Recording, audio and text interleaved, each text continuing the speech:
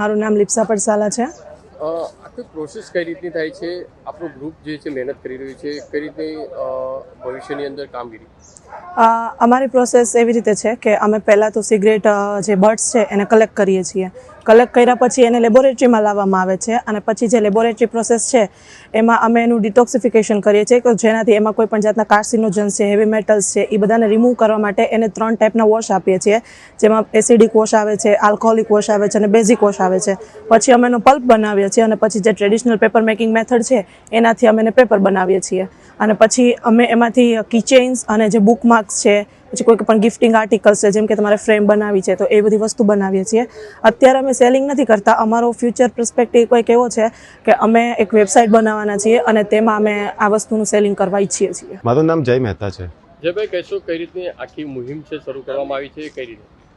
આ જે પ્રોજેક્ટ છે તે અમે કોલેજમાં SSIP સ્ટાર્ટઅપ અંતર્ગત ચાલુ કર્યો છે પ્રોજેક્ટ, અને આ એક એન્વાયરમેન્ટલ અવેરનેસ બી આનાથી અમે ફેલાવી રહ્યા છીએ।